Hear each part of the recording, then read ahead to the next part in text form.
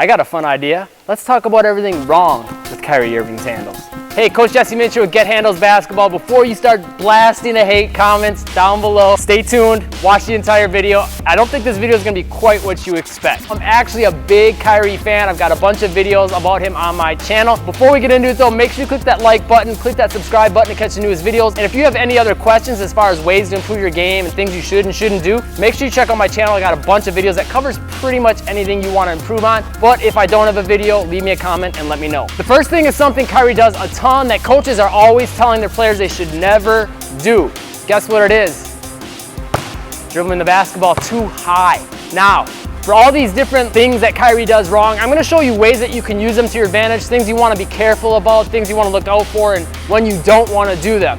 But pretty much all these things that he does wrong are things that you can use to your advantage. Ball handling is both a science and an art. There's techniques and skills and things you want to keep in mind, but if you're always doing things a certain way, you become predictable. Thinking outside the box by doing things like dribble high can help you get an advantage. The key that you want to pay attention to first of all is that you want to make sure you have good control when you're dribbling up to about shoulder height. I would say don't go anything above that height because then you might get called for a carry or just looks weird and it's just really hard to control the basketball up to that height. Now, why most coaches tell players not to dribble up here is because they say you're going to get the ball stolen, but that really doesn't make sense because as long as your hand's on the basketball, if a defender tries to come get the ball, I can move it. Same thing that Kyrie does. He'll use this as a way to kind of approach his defender, and since he's dribbling higher, as long as his hand's on the basketball, that actually gives him more opportunities throughout this entire space to move his body, the basketball, his feet, all that to react to what's happening on the court. The other thing he'll do a lot with this is use it as a way to set up the defender to kind of put them to sleep. Right? When you start dribbling up a little bit higher, a lot of times defenders might think, okay, you're not ready to attack. Kyrie will do this to kind of put them to sleep, and then he'll drop down and start to attack, get past them really easily. And again, like I said, since you're dribbling higher, that frees up your feet to move a little bit more, versus if you're dribbling down here, you have to take that second to wait for the basketball to get into this second hand or come back into your hand. This is something Kyrie uses to his advantage quite a bit. Now, I'm not saying to never dribble the basketball down lower, that Kyrie never does, because he absolutely does. He's one of the best low dribblers in the game.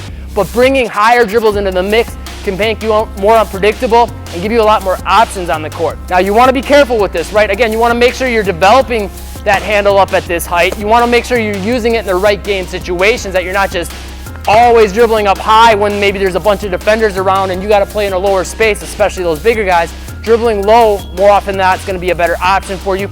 And you want to keep in mind your coach. A lot of coaches, like I said, they say it's wrong to dribble up about shoulder height. If that's the case and you're dribbling up here and they put you on the bench for it, you should probably start bringing the dribble down, right? But if they're okay with it and they don't have a problem with it and you're in control and creating on the court, keep developing that aspect of your game and put it in the mix. Second thing Kyrie does wrong that you should never do is leaving the ball exposed. A lot of times he'll push it out there. He'll do things like sham gods with it. Sometimes he'll just push it out there, go into a crossover. Sometimes he'll even be close to his defender and he'll kind of do an in and out and let it out there. Let the defender go for the reach and then take advantage. When they reach, boom, he makes that counter move. The key on this is that you're not just doing it in a way where you're just dribbling like this with low energy, not ready to react. That's putting you in a position to get the ball stolen. That's why coaches always tell you to not let the ball be exposed. Or even a lot of times, when you're driving, you don't want to just push the basketball out there when you're driving. You want to use this strategically, just break it out from time to time and do it as a way where you're doing it in control, ready to react to what the defender does. That's the big key with any of these. You want to make sure you're always using it as a setup and that you're ready to move before them, right? Because you know they're going to probably react to it. So you got to be thinking that one step ahead and knowing that you're going into it exposing the basketball,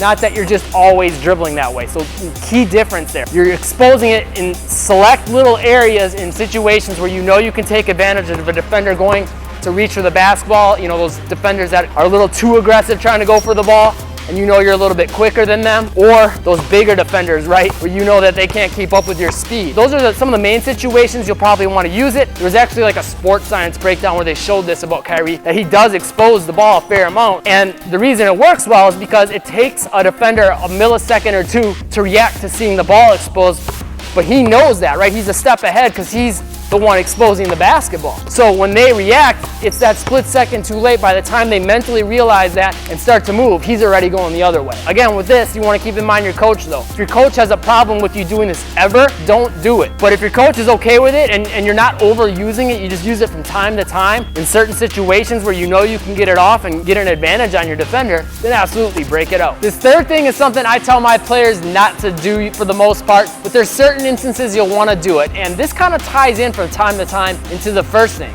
What do you think it is? It's standing upright. Kyrie does this a lot and he gets defenders nasty with it. Something you can put in your game today and start taking advantage of a lot of defenders with this. A lot of times he'll do this just coming up the court or when he's setting up the offense, or sometimes he'll even just like walk up to his defender directly to them, standing a little more upright. Now what this is going to do is a couple things. Typically if you're just moving around, setting up the offense or bringing the ball up the court and you're more upright, mentally what do you think's happening in the defender's head? Probably going to sleep, quote unquote, right? They're not ready to react. They think you're not going to do anything. So when you do something, that's going to be like what I like to call the rude awakening. They'll be like, whoa, they snap out of it and then they're going to react either too late if you want to blow by them, or you can use it as a way to set up a crossover fake to really drop your body down. This is something Kyrie does all the time, and he'll even do this again, walking up to the defender.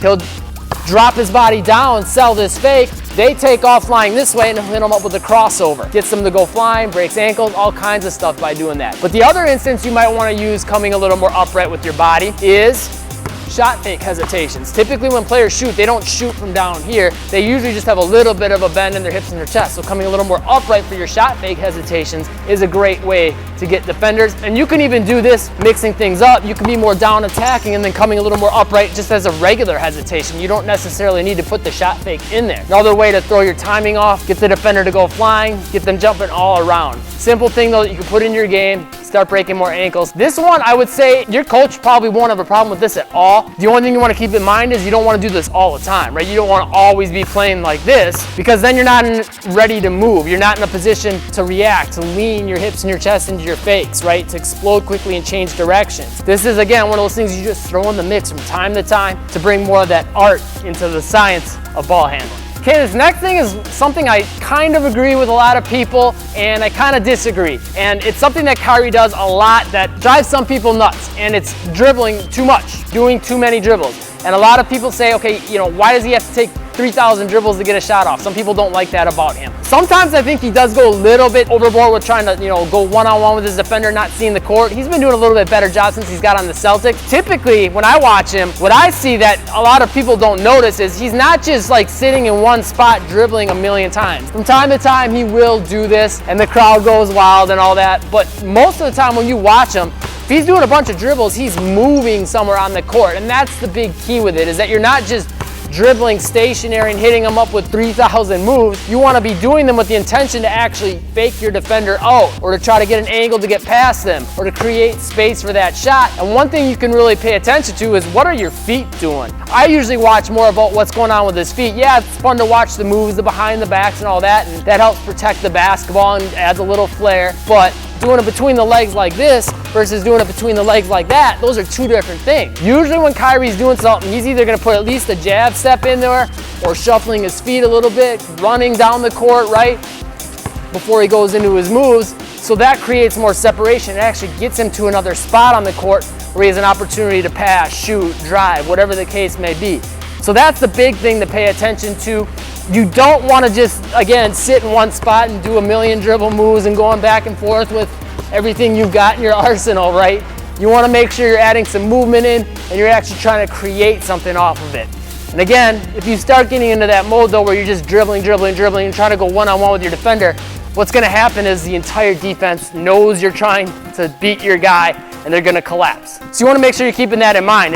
If you can get past your defender in 2 dribbles and get to the hoop, that's what you should be doing. The only time you want to start taking more than that is if that's what you need to do to get the shot off, or to get past your defender, or to find your open teammate and, you know, get them completely open for an easy shot. So you always want to do things with a purpose. Don't just be dribbling for the sake of dribbling. All right, and this 5th thing is one that drives basketball fundamental purists nuts. Before I get into it, if you want to take your handles next level and dribble more like Kyrie, make sure you click that top link in the description down below. That's my Defender Destroyer workout.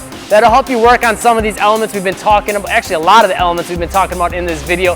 Just click that link, pop in your email, I'll send it to you instantly for free. So this last thing, again, is something, he does it usually, again, with a purpose for the most part, but a lot of people don't like it. What is it? Flashy moves. Now the thing to keep in mind with this is, what's considered flashy is up to people's interpretation, right? For Kyrie, like doing an inside out between the legs, or a fake behind the back pass, or going into a sham god between the legs, things like that, he's practiced them over and over and over and over. And he does them generally with a purpose on the court. He's not doing them because they're difficult and he wants to show off. He's doing them because that is what feels comfortable for him in that situation, because he's developed his handles to the point where it doesn't feel that hard. It's just what naturally makes sense in that situation. It's comfortable for the way his body's positioning, to keep the basketball protected from the defender, to throw their timing off, all that stuff, right? So there's a difference between just doing it in the open court and, okay, there's no one around me and I'm gonna go inside out between my legs, sham god, right? There's really no reason to go into all that stuff in those situations. But let's say there's a defender here, you know, you're about to go into a sham god and the defender's too tight, you can't get the actual sham god off, right?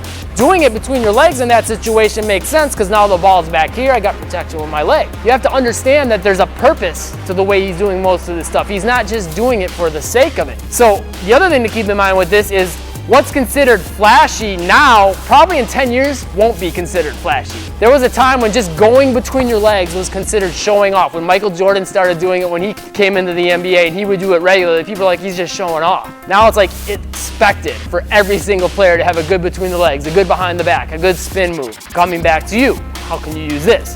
Well, develop your handles, right? Again, if you haven't, click that top link in the description down below to work on your handles, get my free workout, that'll help you. So more of this kind of stuff can be more comfortable. And when it's comfortable and that, you know, becomes easy, now you're not doing it for the sake of doing it. You'll start to develop an understanding of when to do it in game situations. You'll be able to do it much more easily, so it isn't a hard move for you anymore, right? That's the big key, doing things with a purpose. Now again though, you want to keep in mind your coach with all this stuff, because these are the things a lot of coaches don't like seeing, but again, they're starting to become more common in today's game. So, you know, you might be okay with it. Your coach might not be okay with it. You got to make sure you keep that in mind, because if you're dribbling up high and they hate that, then you probably want to stop doing that. If you're doing flashy moves and your coach hates that, even if they're not flashy or hard for you, you got to keep that in mind, because at the end of the day, they're the one in position to put you on the bench. If you found this video helpful or entertaining, make sure you click that like button, click that subscribe button to catch the newest videos, and make sure you check out my channel. If you got anything else you want to work on in your game, I probably got a video on it already, but if I don't, leave me a comment and let me know. Also check out this video and this playlist. Thanks for watching, stay tuned for more, and make moves today.